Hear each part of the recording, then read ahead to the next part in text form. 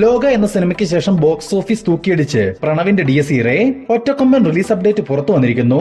ദിലീപ് നായകനാകുന്ന പറക്കും പപ്പൻ ആരംഭിക്കാൻ പോകുന്നു. ഹായ് ഗൈസ്, ഇന്നത്തെ ഏറ്റവും പുതിയ സിനിമാ വാർത്തകളിലേക്ക് ഏവർക്കും സ്വാഗതം.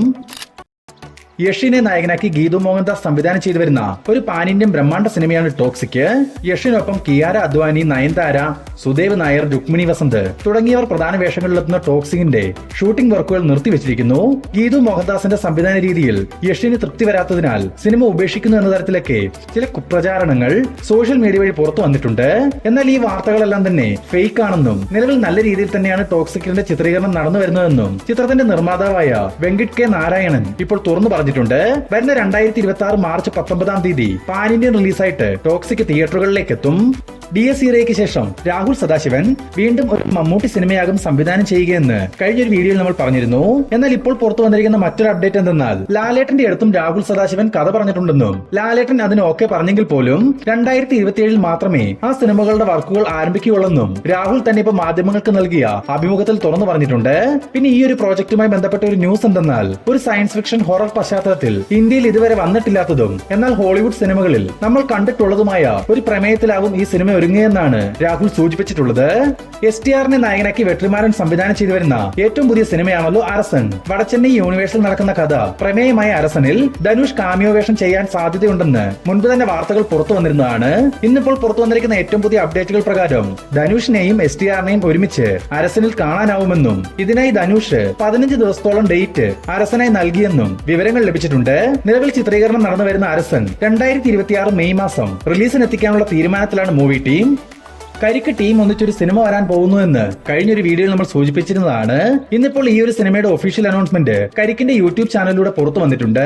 അനന്തു പ്രൊഡക്ഷൻസും കരിക്ക് സ്റ്റുഡിയോസും ചേർന്ന് നിർമ്മിക്കുന്ന ഈ സിനിമ സംവിധാനം ചെയ്യുന്നത് കരിക്ക് സീരീസുകൾ സംവിധാനം ചെയ്യുന്ന നിഖിൽ തന്നെയാണ്. കരിക്കിലെ എല്ലാ താരങ്ങളും ഈ സിനിമയിൽ ഉണ്ടാവുമെന്നും അറിയാൻ സാധിച്ചിട്ടുണ്ട്. ഹോളിവുഡിൽ നിന്നും വലിയ പ്രതീക്ഷകളോടെ വരാനിരിക്കുന്ന ഒരു സയൻസ് ഫിക്ഷൻ ആക്ഷൻ ത്രില്ലർ സിനിമയാണ് പ്രിഡേറ്റർ ബാഡ്ലാൻഡ്സ്. പ്രിഡേറ്റർ ഫ്രാഞ്ചൈസിയിലെ 8ാമത് സിനിമയെ വരാനിരിക്കുന്ന ബാഡ്ലാൻഡ്സിന്റെ ഇന്ത്യയിലെ ഓൺലൈൻ ബുക്കിംഗ് വരുന്ന നവംബർ 5 മുതൽ ആരംഭിക്കുമെന്ന് അറിയാൻ സാധിച്ചിട്ടുണ്ട്. ഇന്ത്യയിൽ ചിത്രം ഇംഗ്ലീഷ്, ഹിന്ദി, കന്നഡ, തെലുങ്ക്, തമിഴ് ഭാഷകളിലാവും റിലീസിനെത്തുക. ഈ വരുന്ന നവംബർ 7 ബാഡ്ലാൻഡ്സ് തിയേറ്ററുകളിലേക്ക് എത്തും. രാഘവ ലോറൻസിനെ നായകനാക്കി നവാഗതനായ ഇന്നസി പാണ്ഡെ സംവിധാനം ചെയ്തു വരുന്ന ഏറ്റവും പുതിയ സിനിമയാണ് ബുള്ളറ്റ്. നിലവിൽ ചിത്രീകരണം പൂർത്തിയായി പോസ്റ്റ് പ്രൊഡക്ഷൻ വർക്കുകൾ നടന്നു വരുന്ന ബുള്ളറ്റിന്റെ first look poster movie team ഇന്ന് പുറത്തുവിട്ടിരുന്നു. ആക്ഷൻ രംഗങ്ങൾക്കും മാസ് രംഗങ്ങൾക്കും പ്രാധാന്യം നൽകി ഒരുക്കുന്ന ബുള്ളറ്റിൽ ഒരു പോലീസ് ഓഫീസറുടെ വേഷത്തിലാവും ലോറൻസ് എത്തുക. ചിത്രം വരുന്ന ഡിസംബർ മാസം റിലീസിനെത്തും. ബോഗിൻ വില്ല എന്ന സിനിമയ്ക്ക് ശേഷം അമൽ നീരദ് അടുത്തതായി സംവിധാനം ചെയ്യാനിരിക്കുന്ന ഏറ്റവും പുതിയ സിനിമയുടെ അപ്ഡേറ്റ് ഇപ്പോൾ പുറത്തു വന്നിട്ടുണ്ട്. അമൽ നീരദിന്റെ സംവിധാനത്തിൽ 2012 പുറത്തു വന്ന ബാച്ചിലർ പാർട്ടി എന്ന സിനിമയ്ക്ക് ഒരു സ്പിരിച്വൽ സീക്വൽ എടുക്കാനുള്ള പ്ലാനിലാണ് അദ്ദേഹം. അതായത് അതേ കഥാപാത്രങ്ങളെ വെച്ച് അതേ കഥയിൽ മറ്റൊരു സിനിമ. എന്നാൽ ആ കഥാപാത്രങ്ങൾ അവതരിപ്പിക്കുന്നത് ബാച്ചിലർ പാർട്ടിയിൽ ഉണ്ടായിരുന്നവരായിരിക്കില്ല, പകരം പുതിയ അഭിനേതാക്കളാവും അവരുടെ വേഷങ്ങളിൽ എത്തുക. നിലവിൽ നമുക്ക് ലഭിച്ചിരിക്കുന്ന വിവരങ്ങൾ പ്രകാരം നസ്ലിൻ, ശ്രീനാഥ് ബാസി, ഷൈൻ ടോം ചാക്കോ, സൗബിൻ ഷാഹിർ എന്നിവർ പ്രധാന വേഷങ്ങളിൽ എത്തുമെന്നാണ് അറിയാൻ സാധിച്ചിട്ടുള്ളത്. മാത്രമല്ല ടൊവിനോ തോമസ് ഈ ചിത്രത്തിൽ ഒരു കാമിയോ വേഷം കൈകാര്യം ചെയ്യുന്നുണ്ടെന്നും വിവരങ്ങൾ ലഭിച്ചിട്ടുണ്ട്. മേ ബി 2012 പുറത്തു വന്ന ബാച്ചലർ പാർട്ടിയിലെ പൃഥ്വിരാജ് അവതരിപ്പിച്ച കഥാപാത്രമായിരിക്കാം ടൊവിനോ തോമസ് ചെയ്യുക. എന്തായാലും കാത്തിരിക്കാം സിനിമയുടെ കൂടുതൽ അപ്ഡേറ്റുകൾക്കായി. ചിയാൻ വിക്രം നായകനായിട്ടെത്തുന്ന ഏറ്റവും പുതിയ സിനിമയുടെ അപ്ഡേറ്റ് ഇപ്പോൾ പുറത്തു വന്നിട്ടുണ്ട്. ഒരു മുഴുനീള ആക്ഷൻ സിനിമയായി തയ്യാറാവുന്ന ഈ ചിത്രത്തിന് ചിയാൻ 63 എന്നാണ് വർക്കിംഗ് ടൈറ്റിലായി നൽകിയിട്ടുള്ളത്. നവാഗതനായ ബോഡി കെ രാജ്കുമാർ സംവിധാനം ചെയ്യുന്ന ചിയാൻ 63 നിർമ്മിക്കുന്നത് അരുൺ വിശ്വ ആണ്. വിക്രത്തിനൊപ്പം ധ്രുവ് വിക്രവും ഈ ഒരു സിനിമയിൽ ഒരു കഥാപാത്രത്തെ അവതരിപ്പിക്കുന്നുണ്ടെന്നും വിവരങ്ങൾ ലഭിച്ചിട്ടുണ്ട്. കാത്തിരിക്കാൻ സിനിമയുടെ കൂടുതൽ അപ്ഡേറ്റുകൾക്കായി. മെഗാസ്റ്റാർ മമ്മൂട്ടിയെ നായകനാക്കി ജിതിൻ കെ ജോസ് സംവിധാനം ചെയ്ത ഏറ്റവും പുതിയ സിനിമയാണല്ലോ കളങ്കാവൽ. നിലവിൽ ഇപ്പോൾ റിലീസിന് തയ്യാറെടുത്തുകൊണ്ടിരിക്കുന്ന കളങ്കാവലിന്റെ ഓൺലൈൻ പ്രൊമോഷൻ വർക്കുകൾ അടുത്ത വീക്കെൻഡോടുകൂടി ആരംഭിക്കുമെന്ന് അറിയാൻ സാധിച്ചിട്ടുണ്ട്. അതുമാത്രവുമല്ല, ഏറെ നാളുകൾക്ക് ശേഷം കളങ്കാവലിന്റെ പ്രൊമോഷന് വേണ്ടി മമ്മൂക്ക നേരിട്ടെത്തുന്നുവെന്നും നിരവധി പ്രൊമോഷൻ ഇവന്റ്സും ഒപ്പം തന്നെ നിരവധി ഇന്റർവ്യൂസുമെല്ലാം മമ്മൂക്കയ്ക്ക് പ്ലാൻ ചെയ്യുന്നുണ്ടെന്നും വിവരങ്ങൾ ലഭിച്ചിട്ടുണ്ട്. വരുന്ന നവംബർ 27 കളങ്കാവൽ റിലീസിനെത്തുക. അർജുൻ അശോകൻ, റോഷൻ മാത്യു, വിശാഖ് നായർ എന്നിവരെ കേന്ദ്ര കഥാപാത്രങ്ങളാക്കി നവാഗതനായ അദ്വൈത് നായർ തിരക്കഥയെഴുതി സംവിധാനം ചെയ്യുന്ന ഒരു ആക്ഷൻ ത്രില്ലർ സിനിമയാണ് ചപ്താ പച്ച. നിലവിൽ ചിത്രീകരണം നടന്നു വരുന്ന ചപ്താ പച്ചയുടെ ഒഫീഷ്യൽ ടീസർ നാളെ രാവിലെ 11 മണിക്ക് പുറത്തു വരുമെന്ന് അറിയാൻ സാധിച്ചിട്ടുണ്ട്.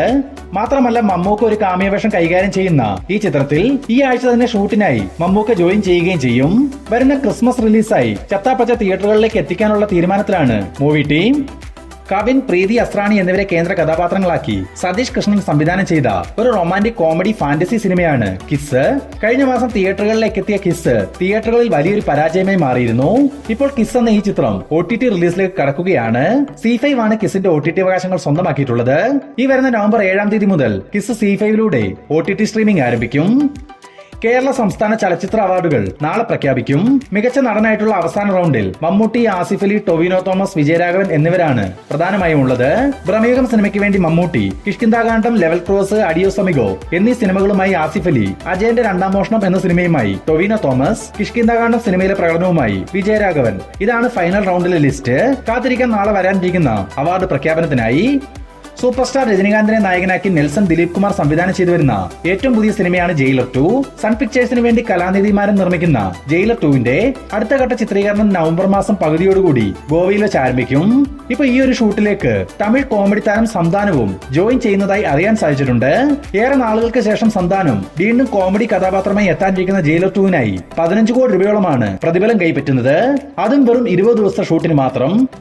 ശിവരാജ് കുമാർ നായകനായി നിലവിൽ ചിത്രീകരണം നടന്നുവരുന്ന ഏറ്റവും പുതിയൊരു കന്നഡ പാൻ ഇന്ത്യൻ സിനിമയാണ് ഡാഡ്. മൈറ ക്രിയേഷന് വേണ്ടി അനിൽ നിർമ്മിക്കുന്ന ഈ ചിത്രം സംവിധാനം ചെയ്യുന്നത് ഹരീഷ് പെഡ്ഡിയാണ്. ഇന്നിപ്പോൾ ബാംഗ്ലൂരിൽ വെച്ച് നടക്കുന്ന ഡാഡിന്റെ ഏറ്റവും പുതിയ ചിത്രീകരണത്തിൽ മലയാളി താരം സുരാജ് വെഞ്ഞാറമൂടും ജോയിൻ ചെയ്തതായി അറിയാൻ സാധിച്ചിട്ടുണ്ട്.